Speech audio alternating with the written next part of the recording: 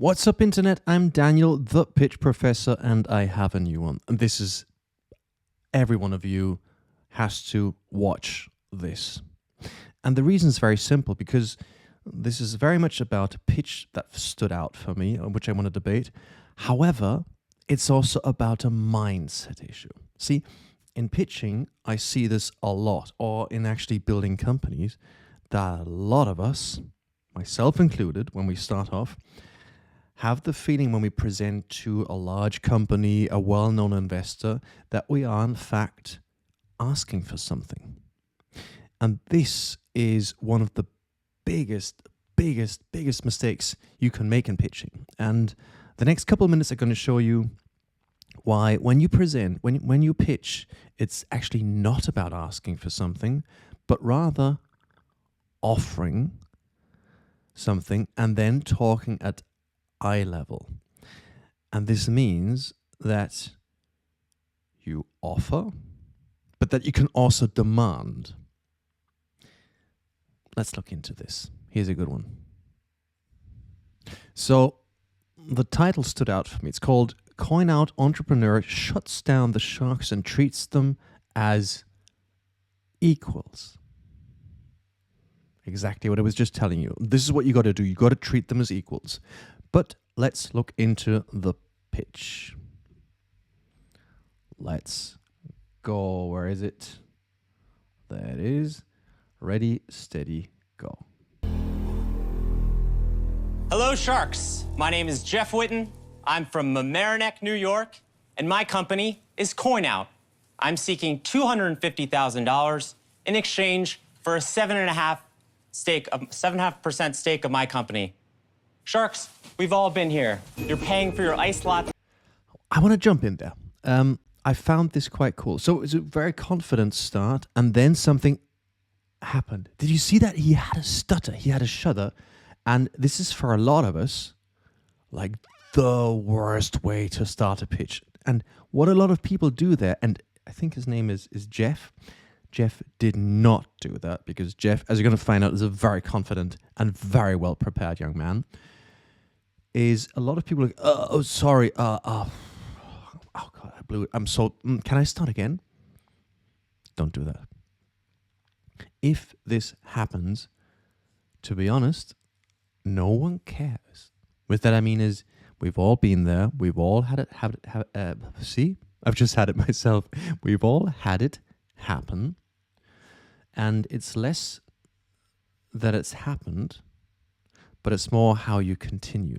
If you make a big thing out of it, it becomes a big thing. If you just continue to be honest, no one's going to care. So if you have a stutter at the beginning, if you forget your line, instead of saying, I'm sorry, I forgot my line, inhale, exhale, continue, and you will be fine. And I'm pretty sure in about 5 minutes, if I were to come out of your webcam and ask you, tell me something that was flawed at the beginning, you'd probably forgotten it. So that was a strong start by Jeff. And then a bit of an issue and an even stronger recovery. Okay, so he begins with the pitch, and for copyright reasons, I kind of have to edit some parts of it. So he kind of starts off quite confidently. It's, a bit of an act he's putting on, which I understand why people do it, but might as well. But now something interesting is going to happen. He, with a lot of energy, presents the actual problem. And what I want you to do is I want you to look out for the short, approving expressions of our sharks. Watch them and just look out what they might mean. I'll get to that in just a second. So let me switch the cameras for dramatic reasons. Getting back loose change. Oh, I hate loose change. It's filthy. It doesn't fit in your wallet or your skinny jeans. Getting coins back from cash is a completely inefficient, annoying, and stupid way to transact. Instead. And what do we see? We saw two sharks. Two sharks were like, yeah, me too. And this sunshine is what I want you to achieve when you present your problem. You want to present the problem in a way that your audience goes like, yeah, I have that problem. I'm you. I've been there myself. Because like this, we switch their brains on to go like, yes, I got this. And this is automatically going to bring your audience to, and probably you've guessed it now, to wanting to hear your solution because they have understood the problem and they also identify with it. And also, if you look at it, how long did he take to describe that? It was, I took note of that, 12 seconds. And I say this over and over again. The biggest mistake I see in pitching is that people spend way too long talking about the problem. Hey, loose change sucks. Loose change. Oh my God. It's midnight here, by the way. I was traveling last week, as you saw maybe on my vlog, Saudi Arabia in Riyadh. I'm traveling again tomorrow and I have 2 young kids. So my brain is sometimes a bit of a fog. By the way, if you have that, might know where I'm at, hit that like button. That would be sweet. Because, you know, the algorithm and stuff, that would be fantastic. Anyway, so he says, loose change sucks. And especially Robert goes like, yeah, me too. This might get a little more important later on, but let's continue. So again, I jumped forward a bit. If you want to see the full video, down there in the description. By the way, if you're interested and speak German, because a lot of people don't know that, but ich spreche auch Deutsch, sogar richtig viel, then you can actually find the link to my book, which is obviously on pitching. So yeah, rest is down there. If you don't speak German and feel like wanting to learn this, this is the sign you've been waiting for. Anyway, let's go back and watch what's happening next. So let me just switch cameras again. Let's go. Let me show you how it works. So you're paying with cash at a participating merchant, and your change is $1.34. After handing over the cash, you simply ask the cashier, I'd like to coin out. When she turns the device, you simply enter your phone number into the device at checkout, and you can choose if you want to coin out just the coins, the 34 cents, or the full change, the $1.34, to your coin out wallet. Hit confirm, and boom, transaction's complete. You'll get it. I wanted to show you this because this for me is a textbook way of presenting your solution. And he actually says it, why it's textbook. He says, let me show you how this works. The how is important here because a lot of people I work with want to show you the why it works. What does that mean? At this point, a lot of people like unveiling the incredibly complicated chart diagram. They get very technical, saying it's a blah, blah, blah application that goes to the cloud that does yada, yada, yada, boom, bing, bang. No, your audience usually doesn't care. They want to see how it works. So he says how it works. You get out your card, you go there, bing, and it gets transferred back to your cash. Or whatever, something, you can see it again if you like, but you get the idea. Now you're thinking, but people want to know about the technology. Yes, maybe. If they want to know, what are they going to do? They're going to ask you. Don't forget, a pitch is not about saying everything, but a pitch is simply a conversation starter in which you want to earn time and build trust. And you earn time by showing how it works and assuming that your audience might ask you why it works. See what he did there? And see that probably in many cases you've been presenting the why it works instead of the how.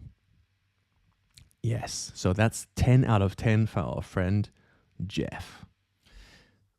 Now you've seen the response of our sharks.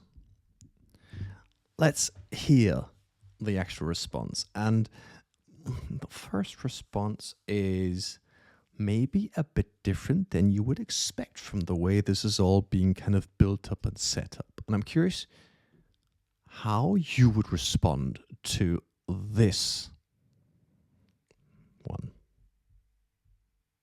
Jeff, why are you not going to get crushed like a cockroach in this? How can you possibly beat the giant payment operators long term? So I'll tell you why. Please. First of all, Now, honestly, how would you feel if someone so respected like Mr. Wonderful would tell you, why aren't you going to be crushed like a cockroach? And it says one thing, however, for me. It's a question you can actually anticipate, because if you are going to go into a space where big players dominate, this is a question you have to see. However, the way he asks it, he doesn't ask it in a way that you would say, well, how are you going to manage to find your space next to the big players? But he rather says it in a way that you have the feeling he's somehow emotional. He's somehow upset about this. Don't quite know why, but he is. And it's maybe not a bad thing, because if someone responds in an emotional way, it means you've activated something up there. Be it for the good, be it for the bad, but at least they're involved. Now, for the next couple of minutes, there's going to be a forward and backwards between the sharks, where they question the finance market, the way people pay and whatnot. And it's a very good discussion, but it's kind of like a forward, backwards, forward, backwards, forward, backwards. Again, watch the whole thing if you want. But then something really interesting happens, which, let's see for yourself what you make of the next thing coming up. So let's jump in here. I really did. And this has been a long, drawn-out process. I studied the market. Okay, hold on. I had a full-time offer at Apple, turned it down. Full-time clear path to corporate law, turned it down. I've got a ton invested in this. I'm relentless. How much you have invested in it? We raised $460,000, family, friends, some of my own money. Okay, so Jeff, here's what I'm hearing. People want to use alternative payment systems to simplify their lives, right? The issue for you is getting people to use your application. Agreed. That's not cheap. And you're trying to get $20 a month out of all the applications that... Jumping in here. What did I see? What did you see? Curious. Maybe you've seen something else than I did. That's pop up, by the way. Put it in the comments. That's cool, because comments get this algorithm flowing, and that would be amazing. Let me move. No, I'm moving here. I'm not sure. Yeah, I'm moving here. Yes. Anyway, back to that. Did you see that Mr. Wonderful tried to interrupt, and he said, wait, I'm talking. I got this. And this is what I meant at the beginning. He's going in there as an equal. He's not going to, yeah, I'll let you talk.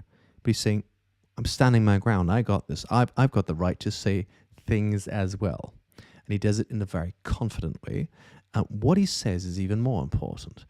He says he had all these great offers, including Apple and whatnot, and he turned it down.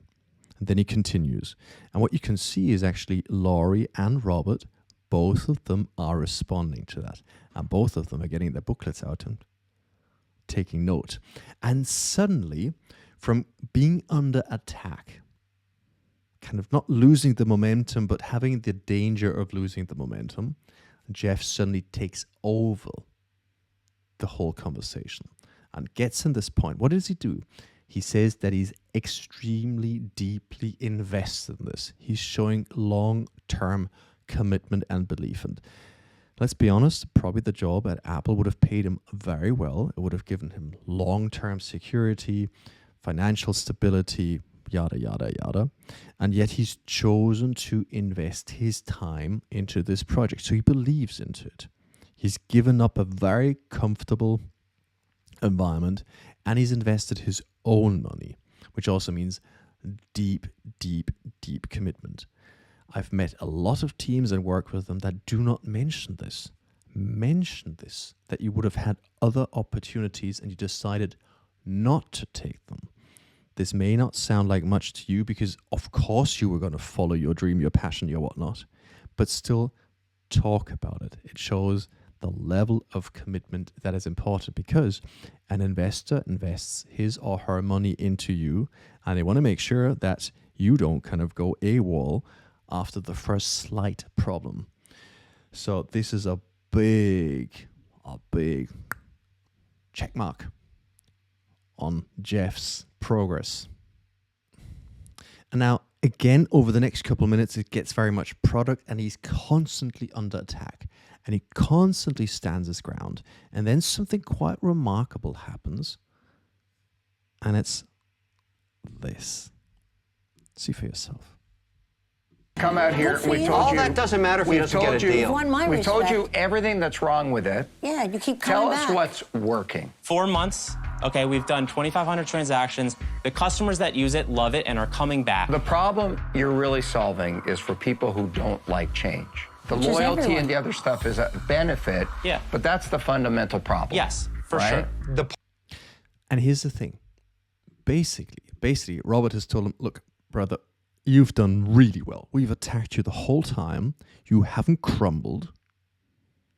Now what we're going to do is we're going to change the nature of the conversation. Now we've tried to show you everything that's wrong.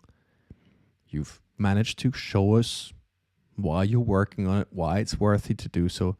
Now let's look at the good stuff.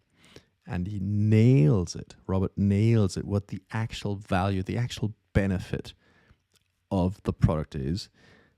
And from now on, the whole conversation gets a very different spirits. From initially, the guy starts stuttering, then he's being told he's going to be crushed like a cockroach, and he's massively under fire, and he's being attacked, and also on a very personal level once in a while, over to, and then, next couple of minutes, we've got more and more kind of like balancing up. Then the now inevitable is going to happen. I'm going to give you your $250 for 15%, but it's contingent on you getting those locations by year end, because that's the missing key to this whole program. Appreciate your offer. With all due respect, the contingency there is untenable. No. Why not? But you said you would get it. I'm not going to do a contingency based on locations. Whoa. But you said you could get the locations. And I believe I can, but it's not in my interest. But you don't believe it enough to make the deal dependent. That doesn't mean that. I'm very confident in this business. If you don't see, this is a long-term vision. If it's going to be continued.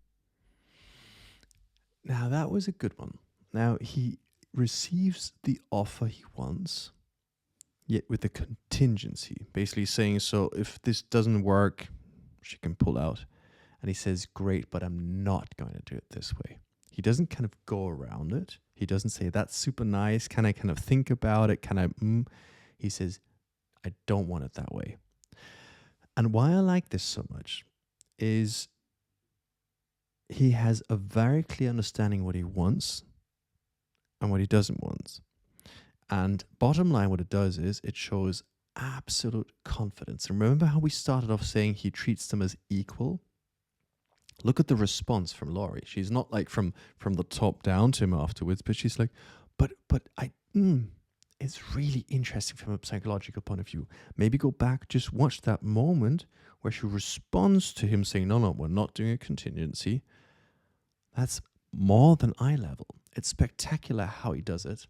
And this is something you can also easily achieve by having a very clear communication in negotiating, saying what it is, what you want, and what you don't want.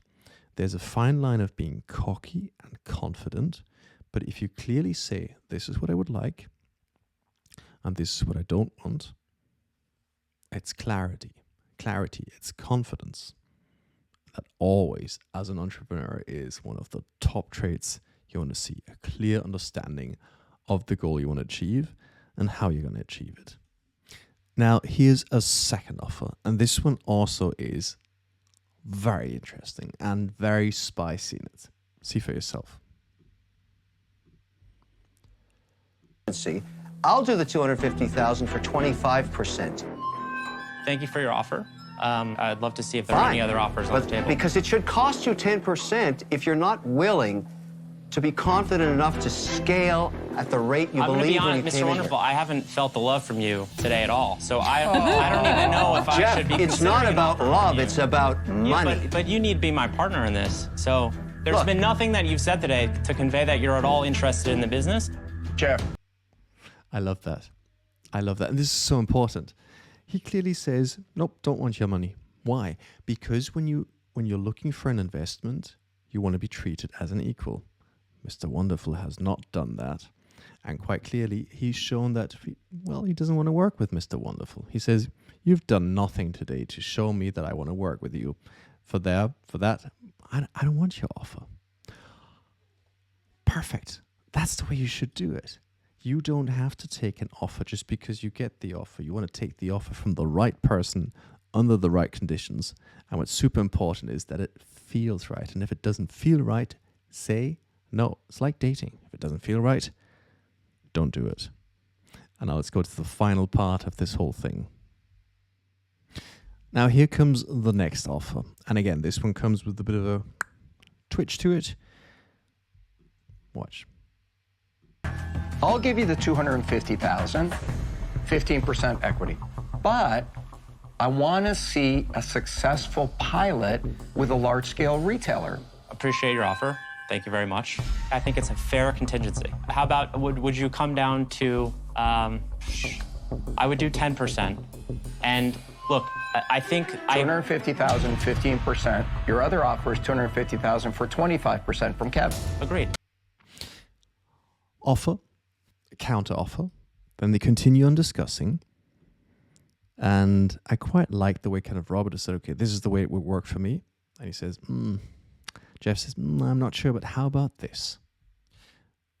And now there's a bit of forwards and backward negotiating. And you can clearly see that Robert and Jeff, they like each other, other than Mr. Wonderful. I never know why they actually call him that way. But anyway, so Mr. Not So Wonderful and Jeff. So Robert and Jeff get along well. And then Jeff pulls the ultimate move in negotiation. And he clearly says this beautiful line. It's a line, if you pull that, you show this is it. Watch it. We'll get into reality. My maximum in my head was 12.5%. Can you come down to 12.5%? So hang on a second. You were willing to give up 12.5%. Just want to jump in there. He says, my maximum is 12.5%. He says, nothing more, nothing less. This is the end of the line. Because this is, again, very confident. He's not saying, yeah, but look, it could also do me. He says, this. This is it. Again, a very strong, very straightforward negotiation. One equal to the other. My maximum is. Watch how this pans out. But for the other 2.5, you're not willing to make that. The 12.5% was the highest that I wanted to go. Jeff, I'm a simple guy. Okay, so It's fine. 15%. You know what? Can I have one contingency. If we do the deal, Kevin can't use the product. I'll do it at 15%. Done. Done. All right. Congratulations, Jeff. Congratulations. What do you think about that? How it panned out? The last twist to it, a bit of a personal sidekick, and two people deciding they would love to work with each other. I thought it was a beautiful way you can pitch. You can pitch at eye level. It started off really badly with the little stutter, which you've probably forgotten at this point. If you still had it at the back of your head the whole time, let me know. I would love to know it, but probably you've forgotten it. I bet Jeff's forgotten it. And at the end of the day, two people talking at eye level agree on a way how they would like to continue to work with one another. Negotiating is not about dominating the other, pushing them to the ground and having a deal they find horrific, but rather establishing a base to continue on to work. And if you want to continue on to work with me, hit the like button, subscribe, and of course, leave a comment. It was a pleasure. Thank you very much. Take care. Stay safe, and bye-bye.